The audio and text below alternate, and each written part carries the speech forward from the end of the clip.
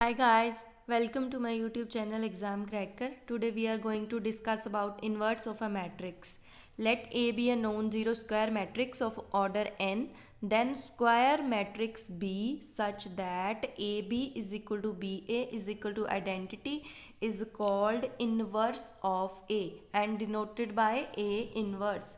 That is A inverse का formula क्या होएगा determinant of A into adjoint of A given in properties. ये हमने पीछे प्रॉपर्टीज़ में पढ़ा है कि ए इनवर्स का ये फॉर्मूला होता है। अभी इनवर्स की क्या क्या प्रॉपर्टीज़ होती हैं ये तो ब्रीफली डिस्कस करने वाली चीज़ें हैं, ये हमें पहले से मालूम है कि ए इनवर्स का अगर हम अगेन इनवर्स करेंगे तो ए आएगा, ए बी का इनवर्स करेंगे तो वो रिवर्सल लॉ फॉलो करेगा, बी इनवर्स पहले आएगा ए इनवर्स बाद में आएगा।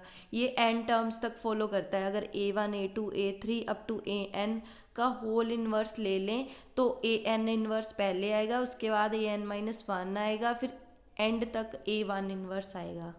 अगर हम A ट्रांसपोज का इन्वर्स करें तो वो A इनवर्स ट्रांसपोज के इक्वल ही आएगा। अगर A इनवर्स का डिटर्मिनेंट लें तो वो A डिटर्मिनेंट के इन्वर्स के इक्वल आएगा। अगर A को A इनवर्स के साथ मल्टीप्लाई कर दें तो वो A इनवर्स A के equal which is equal to identity. अगर A की पावर k है, A कोई मैट्रिक्स है उसकी पावर k है और उसका इन्वर्स कर दें तो A इन्वर्स की पावर k के इक्वल हो जाएगा where k is any natural number. अगर हमारे पास एक डायगोनल मैट्रिक्स है ए बी सी जो एलिमेंट्स हैं वो नॉन ज़ीरो हैं तो उसका ए इन्वर्स क्या हो जाएगा जो डायगोनल एलिमेंट्स हैं उसका मल्टीप्लिकेटिव इन्वर्स ले लो 1/A 1/B 1/C। अगर ए बी सी तीन हमारे पास स्क्वायर मैट्रिक्स हैं, ए कोई नॉन सिंगुलर मैट्रिक्स है, नॉन सिंगुलर और सिंगुलर की डेफिनेशन हमने पिछली वीडियो में देखी थी, वो आप रिकैप कर लेना कि अगर ए बी सी तीन स्क्वायर मैट्रिक्स है, ए नॉन सिंगुलर है तो ए बी अगर ए सी के इक्वल है तो इसका मतलब क्या हो जाएगा, लेफ्ट कैंसिलेशन लॉ लगेगा, ए के साथ ए कैंसिल हो गया, बी मैट्रिक्स है जो वो सी के इक्वल आ गई। अगर B A is equal to C A है, इस पे राइट कैंसिलेशन लॉ लगेगा, बी सी के इक्वल आ जाएगा। मतलब क्या है कि जो मैट्रिसेस हैं वो लेफ्ट और राइट कैंसिलेशन लॉज को फॉलो करती हैं। नेक्स्ट इम्पॉर्टेंट नोट, ये जो इम्पोर्टेंट नोट होते हैं इन्हीं के बेस पे एमसीक्यूज बनते हैं। Square matrix A is invertible, एक मैट्रिक्स है स्क्वायर मैट्रिक्स, उसको हम इन्वर्टिबल कब बोलेंगे?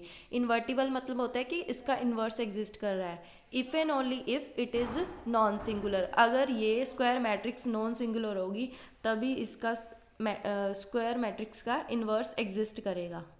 If a non singular square matrix A is symmetric, अगर कोई non singular square matrix A symmetric है तो जो ए इन्वर्स है वो भी सिमेट्रिक होगी। Third point is a square matrix is invertible, square matrix invertible कब होगी? इफ़ एंड ओनली इफ़ मतलब अगर ये कंडीशन फॉलो करे, it is non singular and every invertible matrix possesses a unique inverse, हर एक इन्वर्टिबल मैट्रिक्स का एक यूनिक इन्वर्स एग्जिस्ट करता है। नेक्स्ट डिफरेंशिएशन ऑफ डिटर्मिनेंट्स, ये हमारे यूज़ की चीज़ नहीं है, इसको हम छोड़ सकते हैं।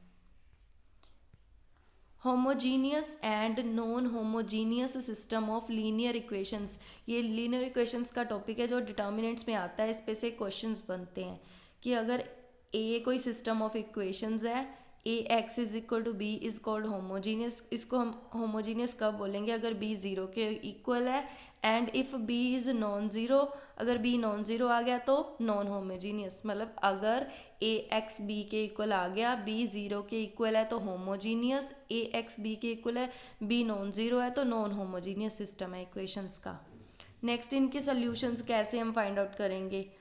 The values of variable satisfying all the linear equations in the system is called solution of system of linear equation, जो वैल्यूज़ उस इक्वेशन को सेटिस्फाई करेंगी वो उसका सोल्यूशन होंगी।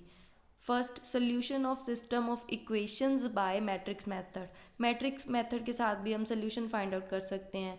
नॉन होमोजीनियस सिस्टम मतलब अगर ए एक्स बी के इक्वल है और बी नॉन ज़ीरो है तो उसका कैसे होगा सोल्यूशन?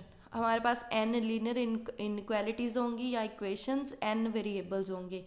फर्स्ट पॉइंट है कि अगर ए डिटर्मिनेंट नॉन ज़ीरो है then system of equation is consistent. Consistent मतलब उसका सोल्यूशन कोई ना कोई आएगा, and has a unique solution, और उसका एक यूनिक सोल्यूशन बनेगा जिसकी वैल्यू होगी x is equal to A inverse B. अगर डिटर्मिनेंट ज़ीरो है तो adjoint of A into B अगर ज़ीरो आ गया तो इक्वेशन कंसिस्टेंट है और उसके इनफाइनाइटली मैनी सोल्यूशन है। सेम अगर डिटर्मिनेंट ज़ीरो है और adjoint of A into B non zero आ गया तो वो इनकंसिस्टेंट हो जाएगी, उसके कोई सोल्यूशन नहीं आएंगे। इस चीज़ को हमें पहले चेक करना पड़ेगा कि अगर डिटर्मिनेंट नॉन ज़ीरो है फिर तो यूनिक सोल्यूशन हो जाएगा, इन कंसिस्टेंट बन जाएगी। और अगर ए डिटर्मिनेंट ज़ीरो है तो हमें adjoint of A into B को चेक करना पड़ेगा कि अगर वो ज़ीरो बन रहा है तो कंसिस्टेंट होएगी, इनफाइनाइटली मैनी सोल्यूशन होएंगे। अगर नॉन ज़ीरो बन रहा है तो नो सोल्यूशन होएंगे और इनकंसिस्टेंट रहेगी। नेक्स्ट इज होमोजीनियस, जिसमें A X is equal to zero, मतलब बी की वैल्यू क्या है ज़ीरो, तो उसके कैसे सोल्यूशन बनेंगे। सेम पहले डिटर्मिनेंट को चेक कर लो। डिटर्मिनेंट अगर नॉन ज़ीरो है then it has only one solution X is equal to zero which is called trivial solution. अगर डिटर्मिनेंट नॉन ज़ीरो है ए का तो ट्रीवियल सोल्यूशन आएगा। अगर डिटर्मिनेंट ज़ीरो है तो इसका नॉन ट्रीवियल सोल्यूशन होएगा और इनफाइनाइटली मैनी सोल्यूशंस बनेंगे। Next, solution of system of equation by rank method. Rank method से भी हम सोल्यूशन फाइंड आउट कर सकते हैं। तो इसके लिए ये बीएससी का मेथड है, ये लॉन्ग मेथड हो जाएगा, ये हमें एमसीक्यूज़ में काम नहीं आने वाला, इसलिए हम इसको स्किप करेंगे। हमें शॉर्टकट मेथड ही यूज़ करनी है। वैसे आप इसे नोट डाउन कर सकते हो, इसका स्क्रीनशॉट ले लो, शायद कहीं ना कहीं आपको काम आ जाए, लेकिन इसकी ज़रूरत नहीं है क्योंकि हमने एमसीक्यूज़ के लिए काम करना है। नेक्स्ट क्रैमर्स रूल है। ये जो क्रैमर्स रूल है ये भी लॉन्ग मेथड है, इसका भी यूज़ नहीं है हमारे इसमें। कंसिस्टेंट इनकंसिस्टेंट की कंडीशंस आपको पता होनी चाहिए और सोल्यूशन कौन सा एग्जिस्ट करेगा कौन सा नहीं करेगा वो चीज़ आपको पता होनी चाहिए।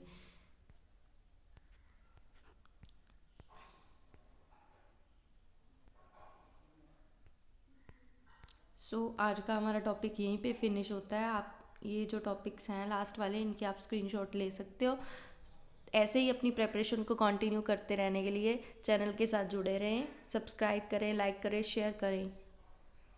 Thank you.